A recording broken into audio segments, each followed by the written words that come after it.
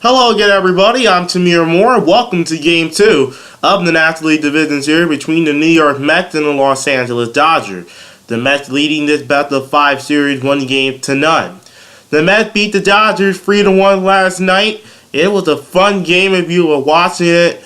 And obviously, Kershaw faced off against DeGrom. DeGrom struck out 13 in 7 innings, while Kershaw struck out 11 in 6 2/3. But the scene that I will remember from last night was in the top of the 7th inning. The Mets had the bases loaded. David Wright was coming up. Don Mattingly took Kershaw out. Pedro Baez came in. The score was tied at 1. And then Wright got a base hit up the middle, bringing in 2 runs. And those were the runs that ultimately won the game for the New York Mets. And obviously, Kershaw's struggles in October just continue to get worse.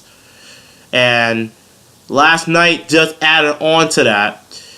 But I think he ran out of gas. I talked to C.J. Nitkowski on Twitter earlier today, and I think he was absolutely right in the fact that Kershaw looked good, but his pitches began to get a little bit off key towards the middle of the game, and that's when it began going downhill. Meanwhile, for the Mets, Jacob DeGrom set a postseason history record last night, striking out 6 batters in his first 2 innings of his postseason debut.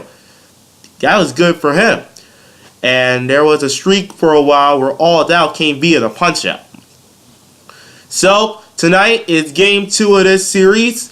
The Mets will throw Noah Syndergaard, the young 23-year-old, who had never started a postseason game up until now, who pitched about 180 innings between the minors and the major league this year. The Dodgers were countered with Zach Greinke, who won 19 games this year. He lost 3. He had the lowest ERA in the National League the majority of the year. So, the pitching matchup is interesting, isn't it? Just like Game 1 was. But the New York Mets trying to go back to Citi Field, leading 2-0.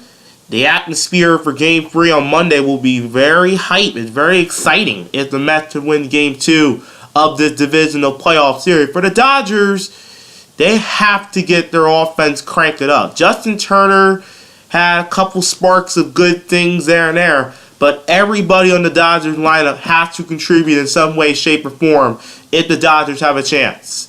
They must win this game for 2 reasons. 1, to avoid getting swept, and 2, to have the possibility of coming back here for a Game 5. But the Dodgers must take care of their responsibility to hope that their pitching can go deep enough, their offense can produce, and everything else just falls into place. And for the New York Mets, they hope the same thing go for them as well. Both these 2 teams are so strong and so talented, but one of these 2 teams will overmap one another. So, join us at 9 o'clock Eastern Time. Trey, Josh, Camille will be with us for that. But until now, from Dodger Stadium in Los Angeles, California, this is Tamir Moore.